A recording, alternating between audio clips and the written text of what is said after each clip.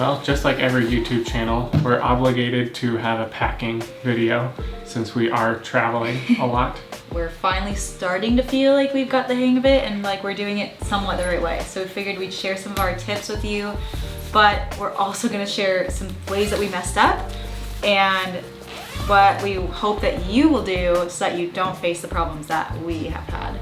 Everybody is different and will have different types of luggage and different creature comforts that they like. So this is a pretty personal journey that you have to go on to understand. You have to find luggage that works for you. Yes, but I do think there are some basics we've learned so far that I think would be helpful for anybody. In case you're new to the channel, I'm Matt. I'm Shelby. We are married. Ah, not on camera. And we've been traveling for like 3 months, and we'll be traveling for another 3 months. 4 months. 4 months. She has all the itinerary. It's just I'm along for the ride. We've been traveling all through Europe so far. We've been to Switzerland, Italy, France, Austria, and there's still plenty more to come. If you haven't seen our other videos, they're more like travel vlogs. They're showing you all the things to do and all the fun places that we've been to. So make sure you check those out. But we're planning on releasing some more info videos as well. So not just travel videos, we'll have things that will help you on your travels, hopefully. But today we're going to talk about what's in our bags and who we're carrying. Wait, so who are you carrying? So my bag is from Away, and you've probably heard of them by now because their marketing is amazing. I've had this baby for like 4 years or something, hence all of the scratches and nicks, but I will say most of these have come on this trip. It was pretty white before we left, and because we had to check our bags a couple times. I think it's cool, it has some character. Yeah, it's gotten some, it looks very some love. But it's still in great shape. This is just the regular carry-on. I didn't get the bigger carry-on because these days I feel like the space for carry-ons is getting even smaller on airplanes, or at least the regulations for them. So I wanted to make sure it would always fit, that I wouldn't have to check it, especially right now because checked bags are getting lost a lot. But this one has been great. It obviously like spins super easy. It has a combination lock, but it also is TSA approved. This version also came with a portable charger. It slips right into your bag in this little compartment, and I honestly use this all the time. So I would definitely recommend getting yourself a portable charger when you travel. I like this just because it fits right in my suitcase, which is really nice. One thing to note, when you are checking that bag, you do have to take out your battery. Who are you carrying? I am carrying monos. I did a lot of research on different bags. Away was probably the other top competitor just because they have great branding. So much of how I make decisions is through like marketing and branding. I wanted to get past that and see what other options were out there, but their reviews were really great. Mine is called the hybrid carry-on. It's like a blend of metal and plastic. I think it glides more smoothly than Shelby's. It's super slick because it's all also black. Brand new. It's also brand new. The other thing that's cool is that this has 2 places to lock on here, and it doesn't have a zipper. I've been using this a little less than a month now. It's really hard when you're like, hey, we're gonna go on a trip for 6 months and all you can bring is a carry-on. But it's also like really freeing not having that much stuff. It is, as long as you bring the right stuff. Exactly, bingo. Yes. We have both of our carry-ons, which are our main luggage pieces, and then that's what we put overhead if we go on. Yeah, and then we have our personal backpack items. personal we each items. Have a personal item, so which usually when you fly, you get 1 piece of luggage to put up in the upper bin, and then 1 piece of hand luggage or personal item that you can stow under the seat. So they usually have regulations about the size. I think Matt's is actually a little too big to be considered a personal item, but we haven't had trouble yet. But this is the Wandrd Provoke. I think this one is 21 liters. A lot of YouTubers have this. I did a lot of research on different types of camera bags. Everybody really, really likes this one a lot. I've actually been having a ton of fun with it. I also really love backpacks, so I'll probably do like really specific about your backpacks. Way more in-depth videos on this bag and other bags that I have. I love like the philosophy of backpacks. So we'll probably make another video with this. What do you usually keep in it, like when you fly? My toiletries don't fit in my carry-on, so I put them in here along with all the camera stuff, like a water bottle, my laptop, cables, power adapter. But if there's more room in there, like I would even suggest putting like a pair like of underwear and socks and like a shorts or something, or a shirt, just like one outfit to always have with you. I like the idea of like traveling super light, but then when you can't and you have to have like a carry-on and stuff, then at least having some of your valuables like split up so that if you were parted from one of your bags, you could still be self-sustained. I think I'll talk about my bag now because I could do a whole video on my bag because I love it so much. Matt's probably so tired of me talking about my bag. Oh, I think it's cool. It is wonderful. So when we got home in the middle of our trip, when we repacked everything, I had ordered the Beis mini tote in this black croc. They have a mega tote? Mini work tote. I think they have like a regular size work tote that's even bigger than this. Dang. For one thing, I didn't want something that big, and also that wouldn't fit as like a personal item. So I got the mini work tote, which is perfect for travel. I feel like it wasn't even necessarily meant for it, but it is perfect because it fits within the requirements for a personal item size-wise. If you flip it on its side, it can slide right under. My favorite part about this bag is that there's this nice little pocket in front, but it also has a zipper underneath that can slide right on there. Easy peasy. It is so nice just to roll around in the airport. Like I don't have to carry it, especially because it can get a little bit heavy. I knew it would be able to fit my iPad when I bought it. It even has a little special compartment that it slips into. I wasn't sure if it would fit my computer though. She has a 16-inch MacBook Pro. It is a big boy. Yes. So very thick. Thankfully, it actually was able to fit in my bag. So I'm able to carry around my laptop and my iPad in my bag and still have extra room for other stuff. And it also has this removable little pouch that can clip right into your bag, or you can use it as like a clutch. And last but not least, on the sides there are some more zippers. So I usually keep some chargers in here, like my computer charger, and my portable charger usually slips right in here. My method of packing is still in process. I have not perfected this by any means. I would love to do like a series of packing videos. This probably will not be our last packing video because we are not perfect at it yet. In a year, I'll be like, oh, that Matthew in that first video that we made. He didn't know what he was saying. He was an idiot. I mean, he'll probably still be an idiot in the future too, but there's gonna be things that we learn about this, and every bag is different, just like every person. Every shape, every curve, every bag. Okay. So when we first left, I literally packed like 2 hours before we headed to the airport. You chose not to pack. I prioritized other things, and that was not the right way to prioritize. So we'll give you some tips that we have learned at the end of the video. Yeah, so stay tuned for the do's and do nots of packing at the end of the video, what we regret. I rolled everything because I've always just thought like, oh, rolling it becomes a smaller form factor. There are so many people on YouTube that just love the rolling. We just would not rollers. I do roll some things like my underwear, my socks, but I've even been thinking about like, it might even be better for socks to just be flat. I lay them flat. Yeah. I fold them in. I didn't know that. Place them in themselves and then I fold them flat. And I Marie Kondo style fold my underwear. Okay, That way I don't they know stay how like that. little envelopes. How do you? They're so What's cute. Marie Kondo style? You fold in the outsides and then you fold the upside over and then over the other side, so it's like a little flat little pancake. All right. This last time that we moved from hotel to Airbnb where we're staying now, I tried laying everything flat and it like fit so much better. I have like a couple really bulky things like my running shoes. I love my running shoes, they're amazing. They're the Clifton Edges from Hoka, but they're massive shoes. So I was like, I'm only gonna bring 2 pairs of shoes and then sandals. My methodology this last time has been lay flat and it's worked really well, and I think I'm gonna continue doing that. Yeah, I also lay all my stuff flat. I tried rolling the first time that we traveled And after trying that a couple times and then laying flat, I really think laying flat is the way to go, at least for us. But I feel like when you roll clothes, there's a little less space to like compress because it's all kind of folded in on itself. Yeah. And there's little pockets of air and just things like that that you just can't compress as well. But laying flat, I try to fold mine the least possible, just enough folding to get it to go in the shape of the suitcase and then lay it flat. And then I think when everything is stacked on top of each other, you can really compress it more than if everything is rolled like different angles and stuff.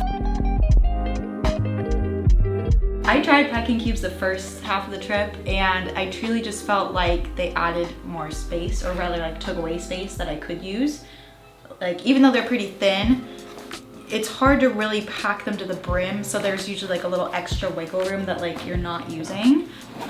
So I prefer not to use any packing cubes except one for like my underwear and your intimates, your undergarments. My undergarments. You can kind of put random little things in it too, just so it doesn't like fly all over the suitcase and, you know, risk getting broken or anything. You can just have it all like in one space. So that's the only thing I use a packing cube for, and I do think that's a really good idea. I think packing cubes are a little bit like communism. They're really, really good on paper, but they're not so good in real life. And so don't use packing cubes. I'm just kidding. But at least for me and the way that I pack, packing cubes just make everything way bigger, and it gives you this false security almost of like, oh, everything's fitting in the packing. Oh, it's not gonna like, I can't compress it into the suitcase. Now that we've talked about kind of the philosophies of packing and what we use, we thought it would be cool to go through kind of essentials that we can't travel without. I just watched this video by these YouTubers, Kate, or I always say this, Nate and Kara. Kate and Nara. Every single Nate time. They just lost all their luggage in like Helsinki or something. They got it back, right? They got it back like 2 weeks later. Yeah. Or like maybe it was 5 days later or something, but either way, like it's such a pain to deal with. That has kind of like scarred me of like, oh, I'm gonna like keep all of the essentials in my backpack. That's never gonna leave me. They just did a packing video too, which is hilarious. And because they haven't, and they've been traveling for like 6 years. Anyway. But we were planning ours way before theirs. We were planning ours way before theirs. We don't want to be exactly like them, no. We like them though, so if they're watching we this, like them. hello, Yeah, reach out. We'd love they're to totally chat, gonna be friends. watching this. Obviously. They just found out about AirTags. So AirTags was one of the first things that we bought before the beginning of this trip. Like even the first half, we were like, we need AirTags. AirTags are an Apple product. You can buy them in individual packs, or we got ours in a pack of 4. Each one is 25 bucks. It's been so great. Not that we have lost any luggage, so we haven't really had to use them, but it's just so nice. We have one in each of our bags. Yeah, gives like a ton of peace of mind. For me, it's less about like losing luggage. It's more about like if anything were to get stolen or like taken, it's just so we can just track them immediately. Like, oh, that's where it is. It's the same thing with like Find My on your iPad or integrates right phone into Find My as one of your devices. So if you're at the airport, if you do have to check your bag, you can be checking where it is, and even like when you arrive at the next airport, you can see exactly where it is, if it arrived with you. Even when we like leave our Airbnbs or the hotels that we're staying at, it'll give me a notification saying like, hey, this thing got left behind. In case you did forget it somehow, you know it right away. Yeah. Which is great. And actually Apple products do that too. So like my computer does that, my iPad does that if I leave it somewhere. Totally.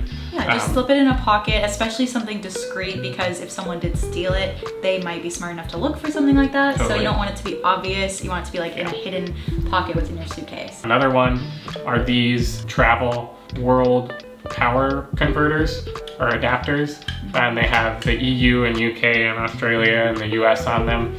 They also have 4 USB 3 ports on the bottom. This one does.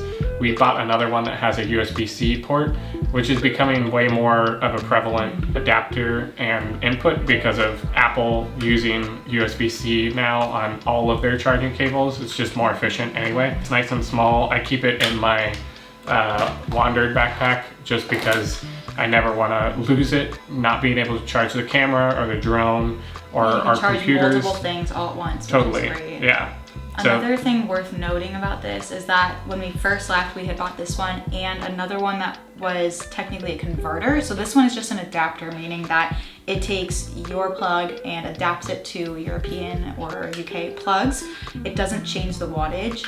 But we had bought another one from Amazon that I'm not gonna link because you don't wanna buy it, was supposed to be a converter, meaning that it converts the wattage for items that have single wattage or something. But basically the only reason I bought it was because I had a special hairdryer that I wanted to bring the first half of the trip.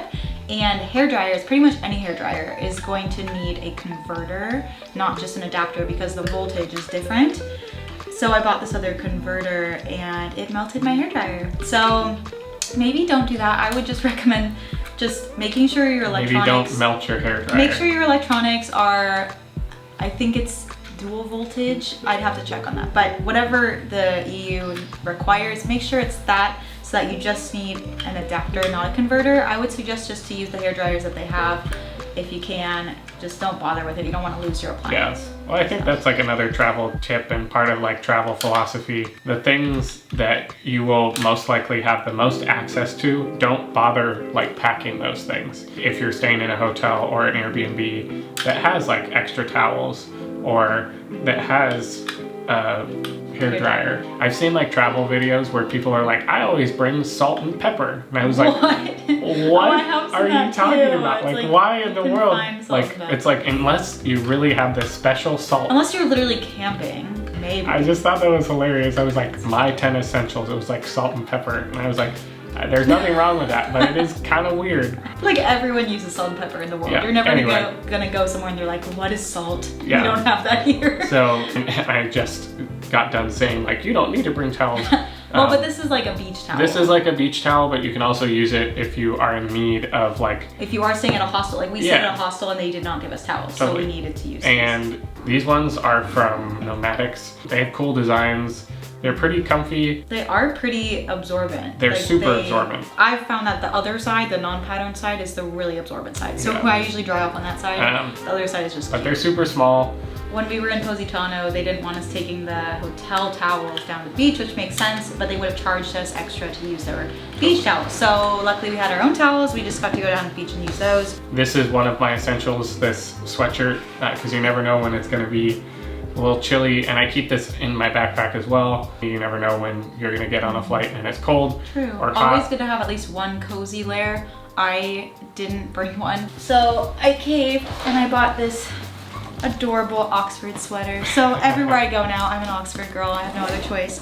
So catch me wearing Oxford gear at all of our chilly places that we go to. But honestly, you need something cold, even if you're going somewhere warm, like just to have, like just in case. To have and to hold. Yeah, to have and to hold. For warm. Another essential for me is something to write with. I like journaling a lot, and you should too. I like to journal to forget, as I tell people. It's just a really great way to get your thoughts down and then forget about them, and then read them a couple months later and be like, oh, I forgot that I did that or was thinking about that thing. This company called Karst, they make journals out of stone paper. I'm not really sure what that is, but I guess it's technically like stone, and it's minerals, I don't know. It's not like paper from a tree, so it's water resistant, so you can like spill water on this or like dunk it in water, and if the ink is dry, then it's not going to like ruin the paper. I have. Yeah? And it's worked. This journal has now become more of like a thoughts journal, but I really like journaling about the events that are happening in our lives, and so I'm using this app called Day One. They're not a sponsor yet, but they should be. If they would like to become one, please reach out. Because I really, really love their product a lot. I think it's like $50 for the year. Totally worth it. They have a ton of really cool features. It's password protected. But there's a free encrypted. Version, right? There's a free version, or you can do the pro but it just version. doesn't have as many features. So you can try out the free version and then decide. So one of my essentials that I truly can't live without is... You haven't had one of those in a while though. I haven't had one. Can I have one right now? No, because I only have this many for the rest of the trip. Oh my gosh. So the brand is actually called the Ginger People. I get it at Trader Joe's, but it's People. yeah, it's cute. These ginger chews. This is my necessity because I tend to get seasick, car sick, motion sick, especially subway sick. In Paris, oh, I felt terrible the whole time, and we had to take subways around because we weren't like right in the heart of the city, and the city is very spread out as it is. So every time I took the subway, I was just dreading it. And the only thing that soothed my soul was to reach in my pocket and feel the little wrapper. It might even be a little bit of a placebo at this point, but it really helped. We got these little TSA locks. We just got them at Home Depot. I usually just pull up the zipper and clip the bag shut so that no one can open it and get into my stuff. And you have one for your backpack as well. So we use these especially if we're staying in like a hotel and we're going out for the day or something. If we know house cleaning's coming in, we just, just in case. Another essential that I've been loving is actually just my wide tooth comb. The first half of the trip, I didn't have one and I just had a brush with like lots of little bristles, which I figured out was making my hair really frizzy, especially if you're in a dry place. And then I also had like a little comb that I would use to like part my hair and do that sort of stuff. But with the wide tooth comb, it does all in one, and it's so flat. It fits right into my like toiletry bag. You can brush your hair like a brush, but it won't get as frizzy because there's more space in between the bristles. And you can also part your hair. And on top of that, which this is my favorite, is that if I like curl my hair and I just run this through it really gently, it really gives you like the wavy hairstyle that a brush will just make it frizzy. Oh, interesting. Yeah. See, I'm learning all kinds of new things with you guys. This about does women's it hair. all. So even if you're just at home and you're like, I'm not traveling, but I have, like, I don't like my brush, or like, this is great. I just got this one from ASOS, but Amazon has a bunch. Another great product that, oh, it's a necessity for me at this point, is this little itty bitty, little tiny nail LED lamp. So it really only does one nail at a time and one cycle at a time. So it does take a little while, but if you're devoted, you can always have freshly manicured nails while you travel. And it takes up like barely any space. It is so small. It has a little USB outlet, so you can just plug it into any sort of USB port. It's from the company Beetles Nail Polish. It's on Amazon, I'll link it. And I have some of the other Beetles gel nail products. And I just love gel nails like in general because I feel like it helps my nails grow longer and healthier. And it's also just more convenient because they last longer and I don't have to be like redoing them all the time. Another couple products that we love carrying with us are some fabric wipes. These are by Shel. They're called Wipe and Go Instant Stain Removers. I just bought a pack at Target. This one's just quick, but like you gotta make sure that all of your toiletries are in small travel size containers. So anything 3.4 ounces or below. Also, I think it's 100 milliliters or below. So most brands, especially at Target, their stuff usually has these little travel containers that are already prepackaged. If not, you can get little like travel toiletry containers that are empty and you fill them with your own stuff on Amazon. We use some of those as well for things that aren't already prepackaged. Lastly, we discovered this toothpaste. It's called Twice. Most likely you can get toothpaste on the road. So if you want to just get the small ones, that's fine. But I kind of wanted something that would last longer than a few weeks because those little tiny ones that you get are like 0.75 ounces or something and they are so small.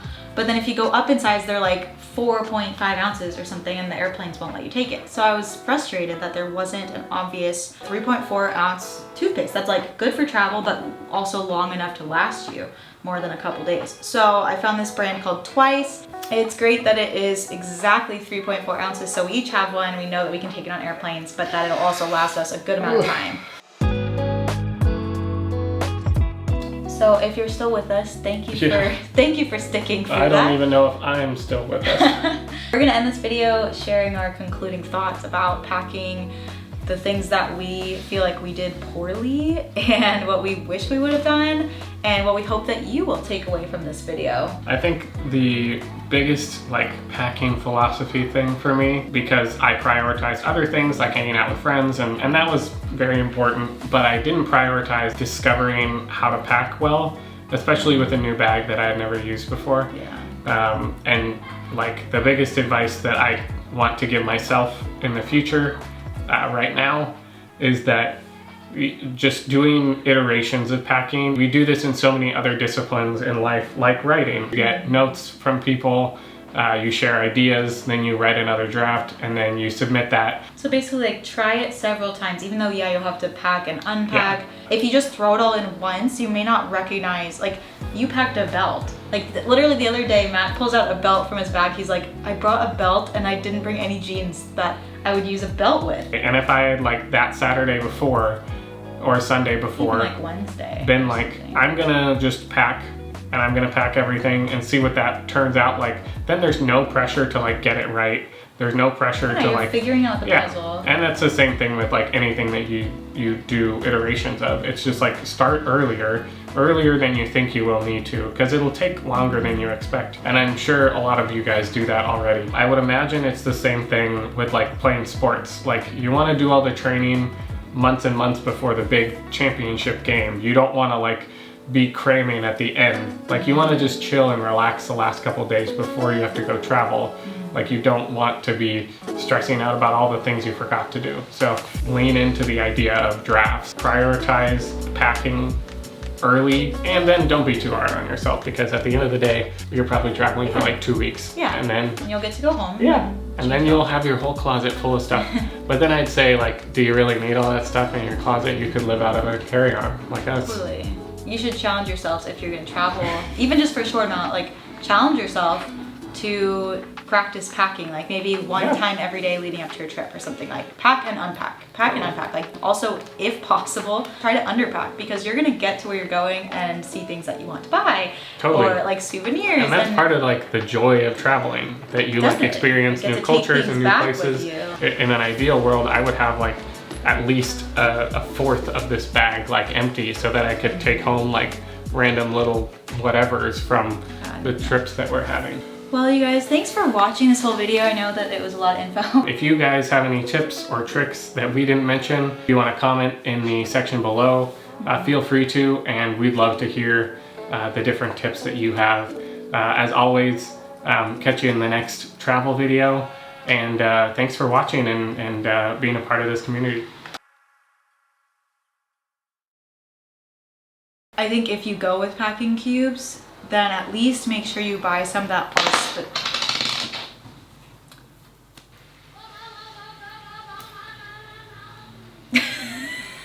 There are the seagulls. That wasn't a seagull, that was a child. It sounded like a seagull.